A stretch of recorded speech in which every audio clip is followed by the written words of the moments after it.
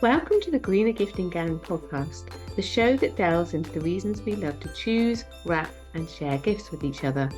Hi, I'm your host, Eve Kale, founder of Gift Wrapped by Eve, and I'm on a mission to help you experience the joy of gift giving while also considering the planet. Each episode, I'll be sharing ideas or interviewing guests who will help inspire your choice of gifts and how you present them. Whether that's for your own gifts or products you create or sell in your small business, we'll help you consider how to make small changes that can help your gifting be a little greener.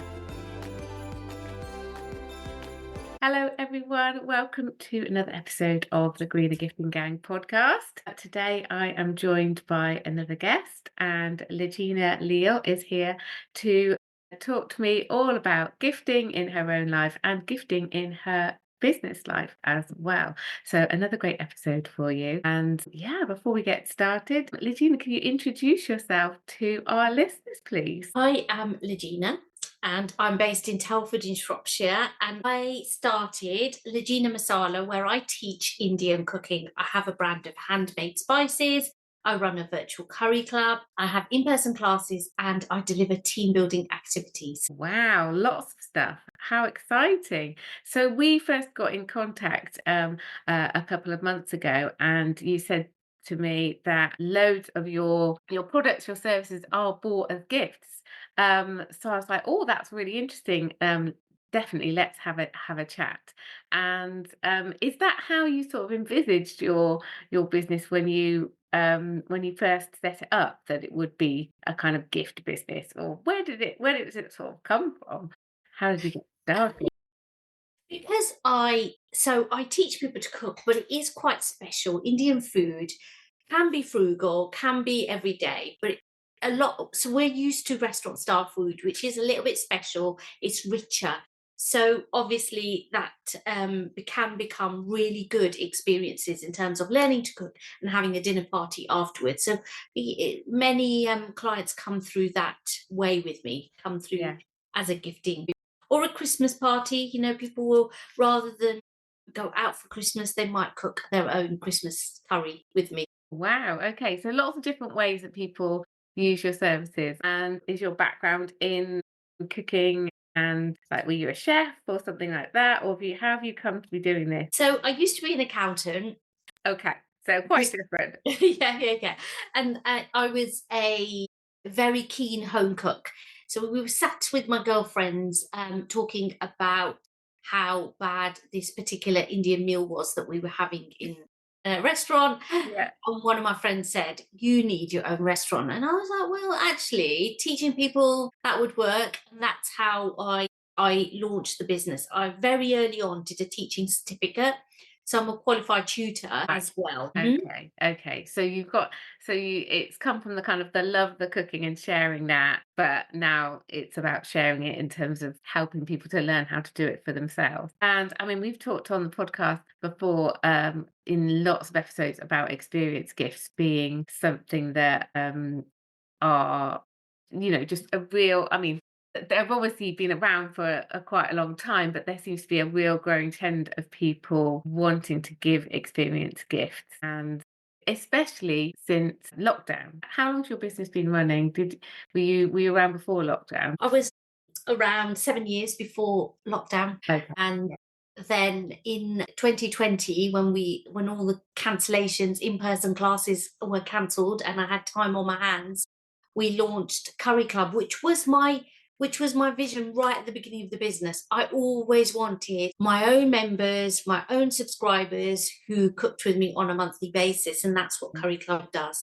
Amazing. So do people receive the ingredients in the post? They have the handmade spices, and then they convert the menus to their dietary requirements. It's a really personalised way of learning to cook with me, because I have a theme for that particular cook along, and we can change it to meet your dietary. We can make smaller portions or bigger portions. We can freeze stuff. So the guidance comes through so that you can cook curry your way. Yeah. Okay. Oh, that sounds amazing. And so do you find people do they get given the curry club, is it a subscription? Do they get it as a gift? They'll get it for a gift, and then they'll turn up. We've got a member who can't come to any of the she was gifted curry club, and she can't come to any of the cook-alongs because they were Sundays at 4, and she plays football, so she couldn't do it. So what we did was we worked out her diary and her favourite dishes and delivered them in the week, and she comes to those, and then we offer them out to everybody else. So it's a very much a client curry club member driven Yeah. service, and that it's open to negotiation, move dates and dishes and to suit them. So Wow, amazing. And you've got that ability, unlike maybe some, that's the beauty of being a small business, isn't it? That you can listen to customers, not generically your customers, but really individuals, and tailor what you're doing. It sounds great. I mean, I love an experience gift, and I love gifting them. I love receiving them as well. And I love getting things in the post. A subscription is always really fun because you get that, well, the gift that keeps giving, and you get that excitement, every month that you've got your subscription of something new turning up and getting to do it. So I can see why it's been really popular for you. we also live in this disposable society where we've got everything we need. We don't need to borrow a lawnmower, for instance. We have everything in our homes, but every kind of gadget for our kitchens, whatever we need, we have. So what do you gift somebody who's got everything? Yeah. Yeah, absolutely. And I think that's people are always looking for inspiration because of that challenge. Um, lots of people that I talk to have been trying to reduce the amount of stuff they've got in their house Mm, for lots of reasons, either because of kind of space and decluttering, or from an environmental point of view. So I think being able to offer things like this as a small business means that you're meeting that need, aren't you? You must hear that abs- all the time. Absolutely. Absolutely. Yeah. So how about gifting in your own life? What kind of occasions do you tend to give gifts for? Are you the usuals, birthdays and Christmas, celebrations worthy of a gift? So I might not remember to give since I've had the business, I don't remember to gift like I did before. I get a bit busy, and it might be I don't gift extravagantly or as I did before. But now it's a little bit more special for me. I'm conscious of the environment. We've just touched on the subject. I'm conscious of the fact that we live busy lives, cluttered lives. So for me, meeting a friend for a coffee, actually, or lunch out, or cooking for somebody, a plant for their garden, maybe baking them a cake. They're my chosen ones. And as I was making myself a coffee, I just found a mug. Yeah. Can you see I that? can, My yeah. husband's photo on it, and on the other side it says, "In a heart, husband in 8 billion," because there's 8 billion people on the planet, and he's the best one. So Oh, I quite often have personalised gifts. I'll create those, and that's or one of my friends does these printing things, and again, I love that. I mhm, love the idea that people will remember. I remember giving a gift to a friend with her photo on it, and her reaction was yeah, just the best thing ever. It yeah, was over Christmas, and she was like, "Every time I want a cup of tea, I'm going to ask everybody in the household to make it in my cup." It's so yeah. exciting for her. Yeah, I think personalization is a lovely thing to do. Really nice. And it's unique, always unique, isn't it? And you can tailor it to a specific joke or something or memory, that kind of thing. And it's interesting you said that it's maybe spending time with people sometimes that you choose to gift. So you're creating your own little experiences, like taking someone out for lunch or cooking for somebody, that kind of thing. That's so lovely. Um, so what and also cooking for people. So you tend to cook the kinds of meals that you would teach as well. It just depends. I'm a really keen baker, so I might bake them a cake or some. I've got scones if they're scone lovers. I usually know what my friends like or family like, and I'm very much. I try not to second guess. I'll ask, or if I am going to surprise them, then I make sure I've kind of paid attention to what they like. Okay, yeah. So you're listening out for those details in advance and locking them away, thinking, okay, I know what I'm going to do with that. But yeah, there's nothing wrong with asking either. I think So I've just recorded an episode about the fact that not everybody likes to be surprised. And so, yeah, why not ask somebody and just, just check in with them and say that you want to gift them something, and then they're going to hopefully enjoy what they receive as well.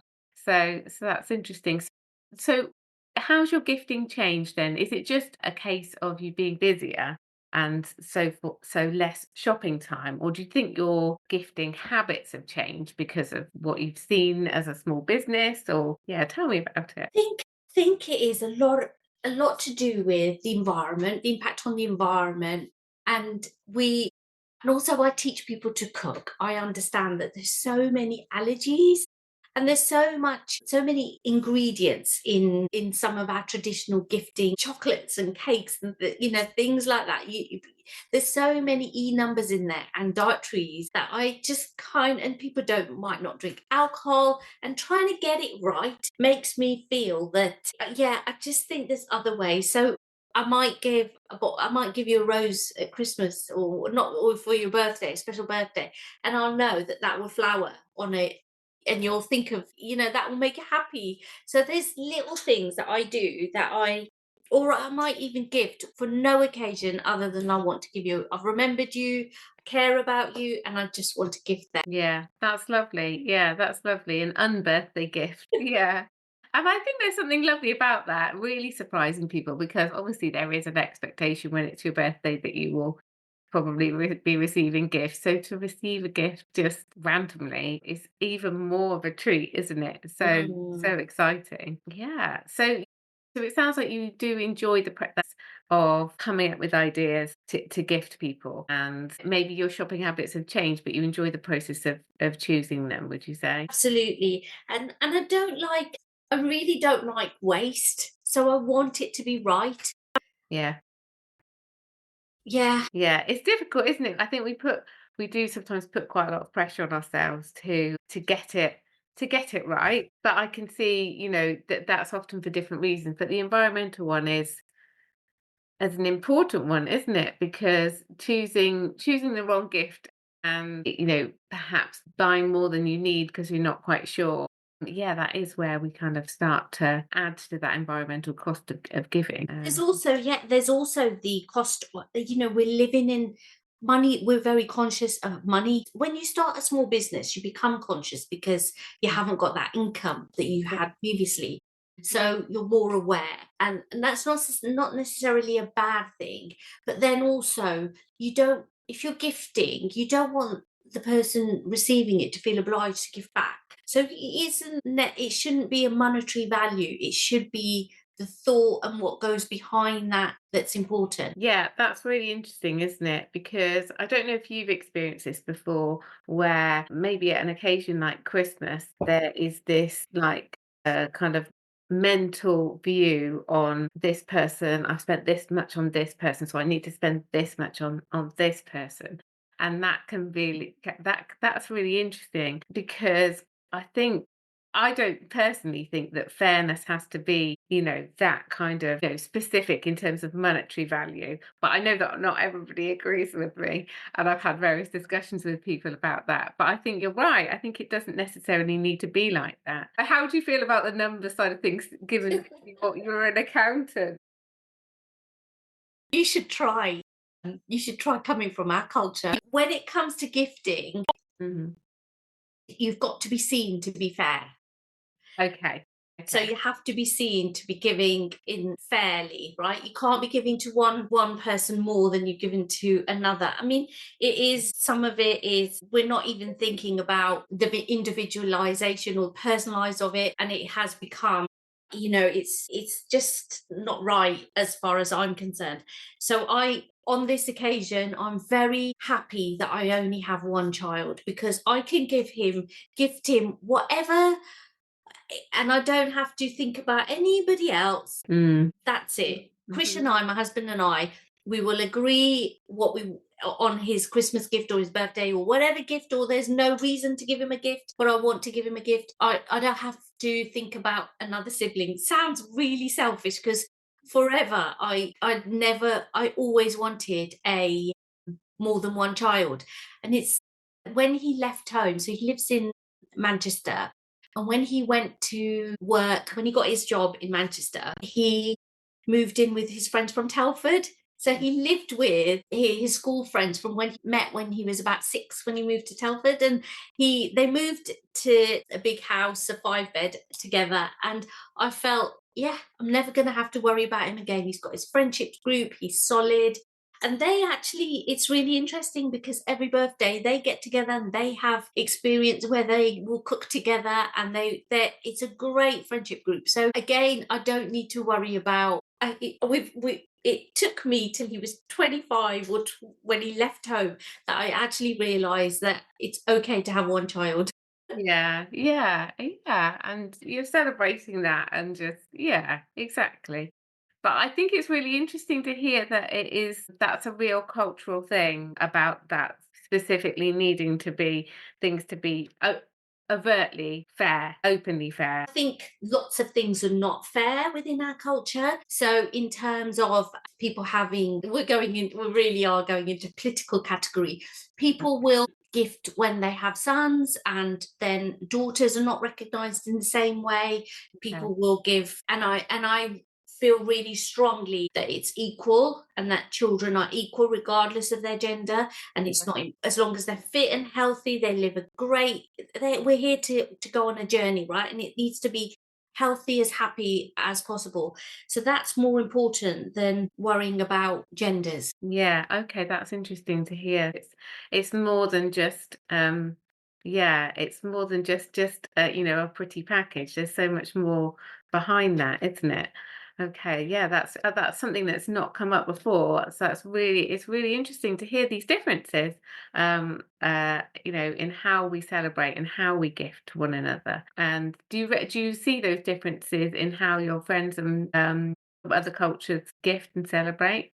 There's a gifting of clothes. We have gifting of clothes. We have gifting of jewelry. Lots of things, and I don't. I personally don't get. I don't get involved in that.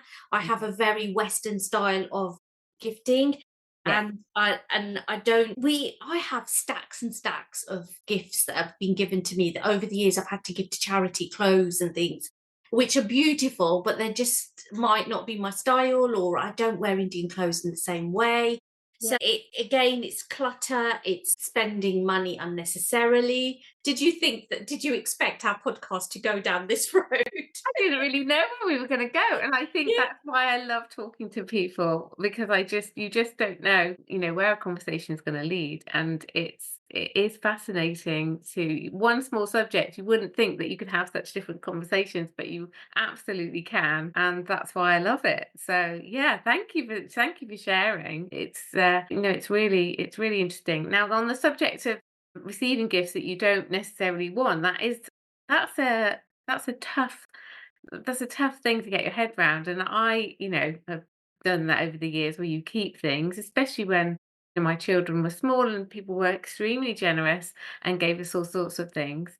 But over time, I have learned a lot about decluttering and realised that actually it's okay not to keep everything. Would you Absolutely. agree? You know, again, back to the gift of time, I'll have a coffee with you instead. All those, or I care about you. On this special occasion that we've shared is way more special than you leaving me with a gift, something I don't. And I'm trying to say this very diplomatically. Yeah, yeah, yeah. I think when people show generosity to you, then you appreciate their generosity, don't you? That doesn't necessarily mean that the object that they've gifted to you has to stay with you, you know, forever. You appreciate the generosity, but it is about having these conversations so that over time we do kind of change etiquette, I suppose.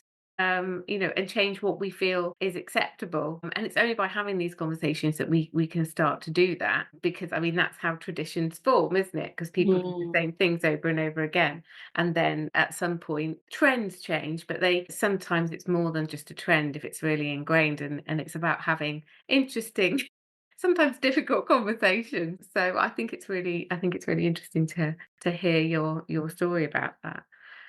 So what about when it comes to wrapping up the objects that that you give, and whether they're experienced or physical objects.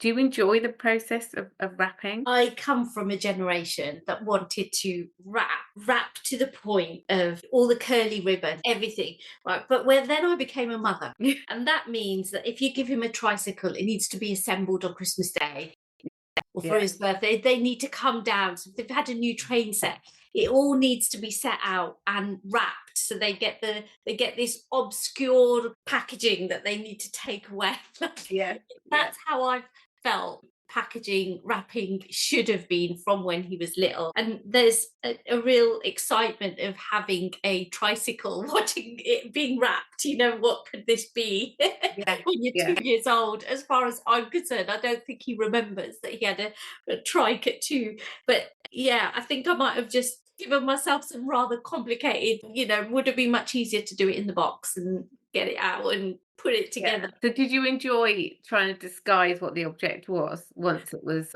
assembled, or did you end up in you're like it was just a bit of a pickle, or It did you enjoy it could doing that? be either or, and it could be whatever it is, and it doesn't matter. Yeah, The whole concept of coming down and you've got this great big present that is yeah, exciting to yeah. So it doesn't matter whether it looks beautiful. It's just more about the fact that it's covered up and it's surprise and you don't know what it is. Yeah, Absolutely. When think I've lost the art that we've got gift bags now. yeah, yeah. So I Absolutely. might put something in some tissue paper and then into a bag, but the whole that back in the day of the whole wrapping and curlies and all the extras, I don't do that anymore, and I don't know if we've lost the buzz of that. Okay. Did you enjoy doing it when you did do it, when you had the time? I think I need to do it again, Eve. Wow. I mean, obviously, I love doing that kind of thing, but even I know that it's not possible to do that all the time when you've got a busy life. So that the art is making it look, enjoying the process and making it look great, but without it taking too much time, which is what I aim to do when I teach people how to wrap is to do something that has the wow factor, but actually it didn't take you that long. So you don't necessarily need to have bells and whistles to make it look, what's that? Yeah, there are just a few little tricks to it, I think. And things like wrapping with fabric actually can really elevate how a gift looks really easily without there being an environmental cost as well. Because those curly ribbons that you were talking about, I used to use them. I loved wrapping as a sort of teenager, as soon as I could wrap, I used to love using the curling ribbon with the scissors and making it look nice. But obviously that is like full of plastic. And not something that I tend to use now unless I'm reusing from a box, my stash of all my, bits and bobs that I've rescued. But yeah, now I tend to sort of get my wrapping buzz from finding different ways to use and reuse. So yeah, there's a happy medium, I think, between all the bells and whistles and wrapping something kind of randomly. So and there's nothing wrong with that, especially with children's gifts, which are going to get ripped open. But yeah, so have you changed the way that you wrap at all from an environmental point of view? I think that's why I've ended up using bags, because the bags are more recyclable and Okay. the tissue is, because I don't put any ticket, don't use any, consciously don't use any tape on it. I think I need to have a lesson with you. I need to follow what you do because it would bring back the joy of packing for me. Yeah, yeah, well, absolutely. I mean, I'm all about showing you easy swaps. So things like tape, if you don't want to use sellotape because it's got plastic in it,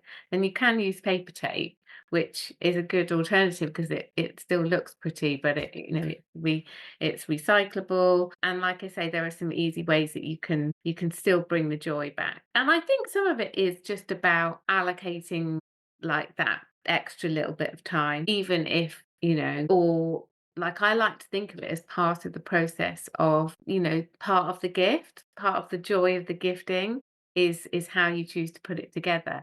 Even I find that I run out of time when I've got gifts to wrap. And I always say allocate some time to it. And I find myself not necessarily doing that and doing things at the last minute. But I find when I do make time and I sit down and I go, how am I going to do this? And I get my nice things out.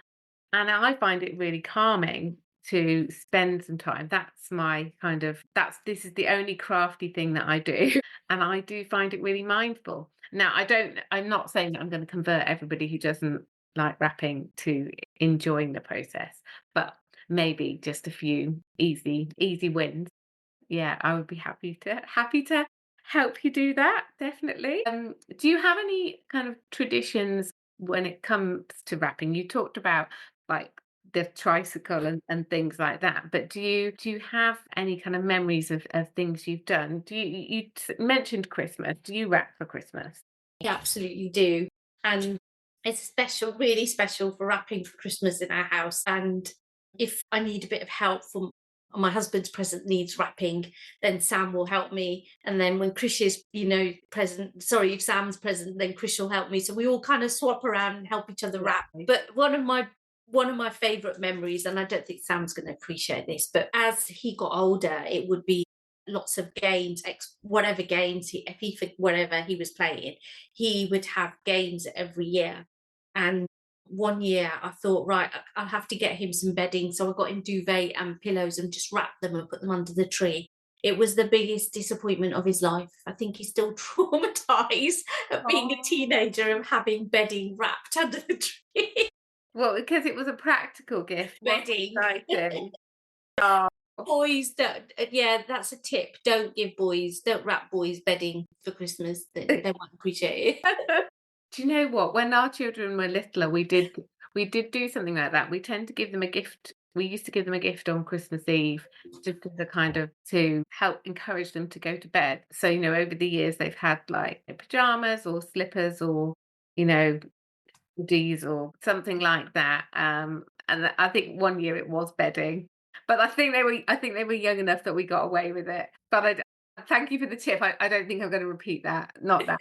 And of course they are much older now and they don't go to bed very early anyway. So, but the tradition of unwrapping one gift on Christmas Eve has remained. So yeah. So and it is normally a practical gift on Christmas Eve as opposed to the more exciting games and things like that. Yeah. And how about gifts that anybody's given to you? Do you have any gift memories that stand out of things that you've received? You've talked a lot about things that you've given to other people. I've got a wonderful friend who's bought me a really good collection of cookbooks over the years. She Okay. kind of finds different things, and I love that. I just love that she does that. Sam has bought me my last two Fitbits, so he will buy useful because he likes me to do, keep to keep healthy. So that's always good. My husband, he's just a really kind, thoughtful man who I think just being married to him is a daily gift. Yeah, that's So it, yeah, it doesn't necessarily we don't it doesn't necessarily have to be an occasion to be kind, to be yeah, loving, and to bring those days into your days. yeah, yeah, But my one of my favorite things that I like is my father-in-law saves all his empty chocolate and biscuit tins for me. So there's always a box of chocolates or a biscuit, and he always now buys tubs so that I can have the empty ones, so I can continue the refilling of them. So yeah, so if we go to see, I always try and keep it in this side of the family. So if I go to see Sam, I'll put something in the tub, or I might bake a cake, there might be onion bhajis in there. Who knows what is going yeah, to be in the tub? But it's funny because people, the immediate family, will know that there's something that I baked, but somebody else will think it is a box of whatever the outside is. And I'm yeah, like, don't shake it, it'll fall apart. So yeah, yeah, yeah. That's really lovely. So the fact that they save them for you, and you know that they're going to be regifted. I love that. And yeah, obviously, really good greener tip. I'm a great reuser of tubs and jars and all sorts of things and repurposing. Yeah, absolutely. Sounds amazing. And I imagine that everybody who receives a gift from you is very excited if once they've received one and they know what might be coming in that tub or whatever. Sounds lovely. I've really enjoyed chatting with you today. We've covered so much, so many different aspects of gifting, and Like I say, it never ceases to amaze me how different conversations can be and how much we can still bring to the conversation with different aspects of gifting. So before we go, can you how people can get in touch with you if they want to find out more about your cooking lessons and your subscription box and things like that? Where can people follow you? Thanks, Eve. So I'm Lajina, and it's Lajina Masala, which is, I think you'll save a link for me. I absolutely will. I will put all of those links in the show notes so you don't need to worry about spelling it out. Just check out the show notes, everybody. And so are you on Instagram or where? Facebook? Where's Facebook, Instagram, a little bit on LinkedIn for the corporates, and I try and do TikTok. But the best thing is to get in touch so I can help you with your curry making. Again, I'm very much about the personalized journey. yeah. So my socials there's always a gap in my socials because I'm busy teaching clients Yeah. to cook. I'm creating the stuff but never sharing it out wide. Yeah. Okay. I mean, no, this is the challenge with being a small business. It's doing all these different things. But yeah, do go and give Legina a follow and get in touch with her and find out more about how she can yeah, help you learn to gift the experience of learning to cook. Fantastic. Well, thank you so much for joining me today. It's been brilliant. Thank you. Thank you so much, Eve, for inviting me. Thank you for listening to the Greener Gifting Gang podcast. For free resources, head to giftupbyeve.com/freebies and follow Eve on socials at giftupbyeve on Instagram and Facebook.